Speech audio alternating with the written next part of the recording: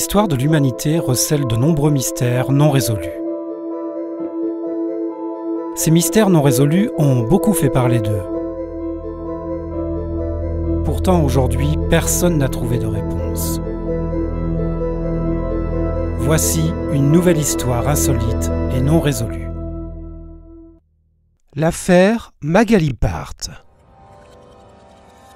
L'affaire Magali Part est une énigme criminelle non résolue qui a marqué le début des années 2000 en France.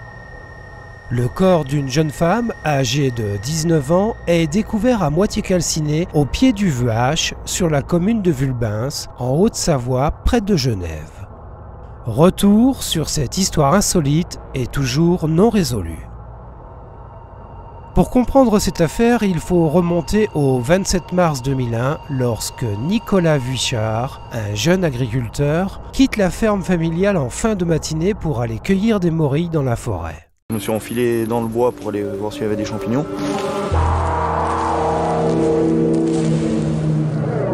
Et en contrebas de la route, c'est là que j'ai vu une main. Sur le coup, j'ai cru que c'était une branche. Et je suis monté sur la route pour voir vraiment ce que c'était de plus près. Et c'est là que j'ai vu que c'était un corps. On aurait dit un zombie. Hein. Quand il a vu ça, ça l'avait tellement brassé, il sait plus bien il en était. Hein. C'est alors qu'en chemin, il tombe sur le corps dénudé et calciné d'une jeune femme. L'état de la victime empêche de l'identifier. Cependant, sa gourmette permet aux gendarmes de faire le rapprochement avec sa disparition déclarée la veille. Il s'agit de Magali Part. Magali, née le 17 janvier 1982 à Nantua, dans l'Ain, est l'aînée d'une fratrie de 5 enfants. Elle grandit près de Bellegarde, dans cette famille modeste. Son père Éric est chauffeur de poids lourd, sa mère Evelyne est femme au foyer. Malgré une enfance marquée par le divorce de ses parents, Magali est une enfant joviale et souriante. C'était une fille pétillante, pleine de vie, très belle, une très belle jeune fille, et qui avait le cœur sur la main, qui était toujours là pour les autres. Le 12 juillet 1998, la France remporte la Coupe du monde de football. Partout, c'est la fête et c'est au cours d'une soirée que Magali rencontre Geoffrey Part, originaire du nord de la France, qui vit dans la région. C'est le coup de foudre. Magali est tout de suite tombée sous son charme. Il était un peu le bad boy, motocross, tatouage, toutes ces choses-là. Et Magali est tombée amoureuse comme ça. Mais la mère de Magali, Evelyne, n'accepte pas cette relation au vu du passé de Geoffrey. Dès qu'elle a rencontré Geoffrey, elle était sous son emprise. Adolescent, il est placé par le juge des enfants dans un foyer à Bourg-en-Bresse. Selon ses dires, il aurait été brutalisé durant son enfance par son père alcoolique. Geoffrey a déjà eu maille à partir avec la justice pour une affaire de violence. Il effectue un séjour à la prison de Chandolon à Genève à la suite de la plainte pour violence déposée par son ex-petite amie de l'époque. Faisant face au refus de sa mère, Magali choisit alors de partir vivre chez son père, ce dernier acceptant sa relation avec Geoffrey. C'est un gars qui tout de suite nous a expliqué les choses, nous a dit qu'il avait fait de la prison, qu'il avait eu des problèmes dans la vie. C'est quelqu'un qui a été franc avec moi. Rapidement, Magali et Geoffrey décident de vivre ensemble. Le couple se marie le 23 décembre 2000 et s'installe à Ornex, dans le pays de Gex, près de la frontière suisse. Magali travaille dans un magasin de bricolage, tandis que Geoffrey est peintre en bâtiment. Le dimanche 25 mars 2001, le couple est allé à la pêche pendant la journée et a reçu un couple d'amis le soir. Farida, une amie présente ce soir-là, rapporte une conversation dans laquelle Magali lui dit qu'elle a reçu de la lingerie en cadeau de son beau-père. J'étais sortie faire une promenade au lac, à la pêche. J'étais rentrée, non, c'était un petit coup de gueule, mais ça allait bien entre Geoffrey et Magali. Pour moi, il n'y avait rien de suspect, rien de... Non, c'était comme d'habitude. Hein. Le 26 mars 2001, Geoffrey Part indique que Magali lui a préparé son petit déjeuner avant qu'il ne parte travailler. Elle voulait me préparer le petit déjeuner, elle avait l'intention de partir à pied avec son chien. un jeune chien. Et ouais, un lundi comme les autres, une semaine comme tout le monde, quoi. Geoffrey part du domicile conjugal à 6h25. Selon lui, elle indique son intention d'aller promener son chien en allant s'acheter des cigarettes à Ferney-Voltaire, ville située à 2 km environ de son domicile. Le père de Geoffrey, Patrick Part, affirme ne pas la trouver chez elle à 10h alors qu'il passe prendre du courrier. Geoffrey signale la disparition de son épouse à la gendarmerie d'Ornex. Il déclare que Magali est partie acheter des cigarettes en promenant leur chienne, mais n'est jamais revenue. Le soir, je rentre, j'ai 2 chiens, j'en ai un qui est attaché dehors et j'ai pas le petit. Donc je m'inquiète pour la chienne, donc je me dis Magali est au travail, elle a laissé la chienne dehors. Je vais à son travail, elle y est pas. Je l'appelle sur son portable, on me répond pas, et c'est en revenant chez moi que je comprends qu'il y a quelque chose qui joue pas. L'appartement, il est comme si on l'a quitté le matin, les bols sont encore sur place, le peignoir est posé comme ça, donc depuis le matin elle est partie, elle n'est jamais revenue. Geoffrey m'appelle au téléphone à 19h30 en me demandant si j'ai vu Magali, si elle est chez moi.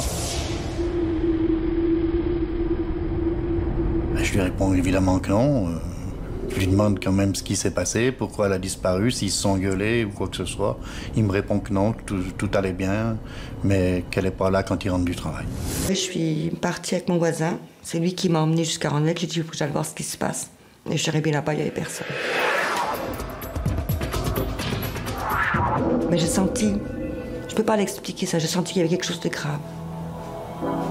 Et 5 minutes après, je voulais me diriger dans la salle de bain, qui était entrouverte, et j'ai pas eu le temps. Ils sont rentrés les deux, et dès qu'il m'a vu, il m'a dit « Dégagez d'ici, sale putain, vous avez rien à faire chez moi. » C'était Geoffrey.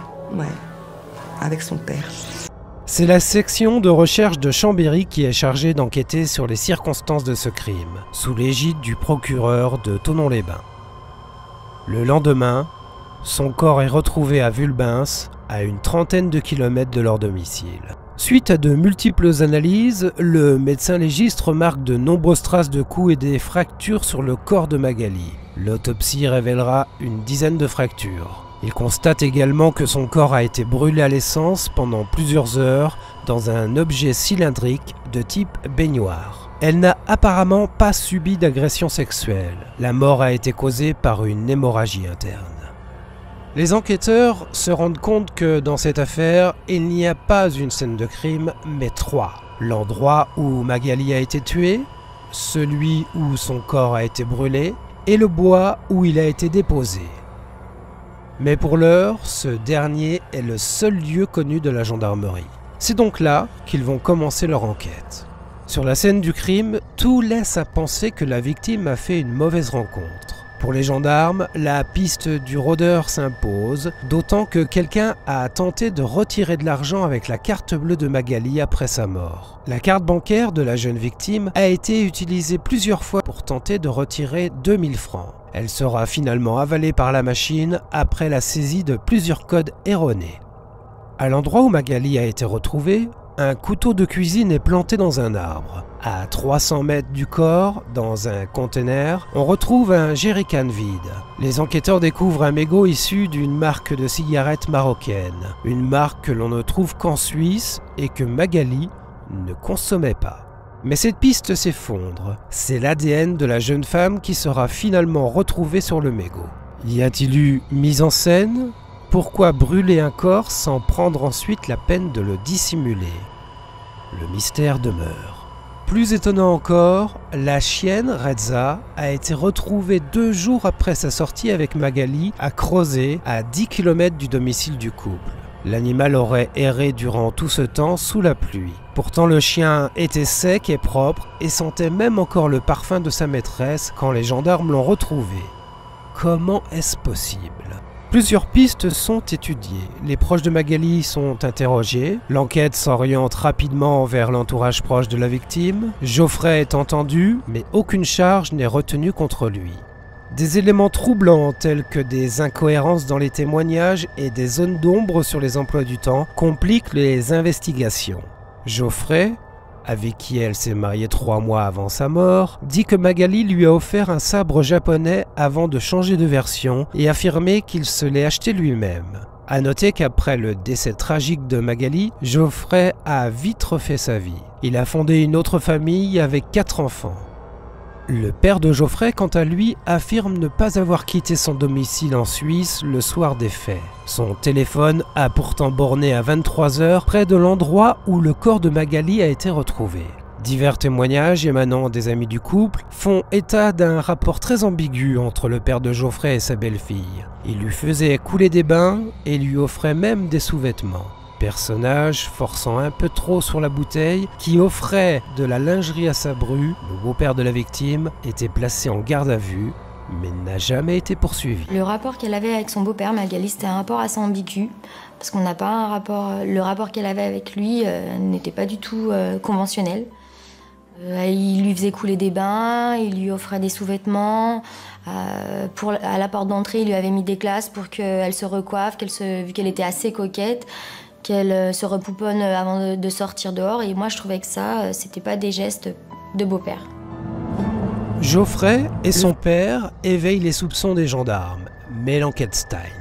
Les policiers n'ont ni mobile, ni suspect, ni témoin, ni preuve. En 2016, le corps de Magali est exhumé pour de nouvelles analyses, mais sans résultat concluant. Malgré les progrès de la science, la saisie d'un laboratoire spécialisé, aucune comparaison d'ADN ne donne de résultat. En 2018, coup de théâtre. Geoffrey se suicide, ajoutant une dimension tragique à cette affaire déjà complexe, laissant une lettre d'adieu toutefois sans aveu. En 2023, le pôle Cold Case de Nanterre reprend le dossier, mais aucune avancée significative n'a été annoncée à ce jour. L'énigmatique Cold Case peut-il vraiment être résolu près de 20 ans après les faits? Difficile à dire. Et du côté de la famille de Magali, en tout cas, l'espoir subsiste. Elle ne baissera jamais les bras. Plusieurs questions restent en suspense. Magali, dont le corps contenait presque l'équivalent d'une boîte d'anxiolytiques, a-t-elle été empoisonnée? Où se trouve la citerne ou le contenant dans lequel elle a été brûlée? Pourquoi Geoffrey dit-il être allé travailler le jour du drame alors qu'il n'était pas censé le faire? L'affaire Magali Part demeure l'une des énigmes criminelles les plus marquantes de la région, laissant sa famille et le public dans l'attente de réponses depuis plus de 2 décennies. Et cette affaire reste à ce jour non résolue.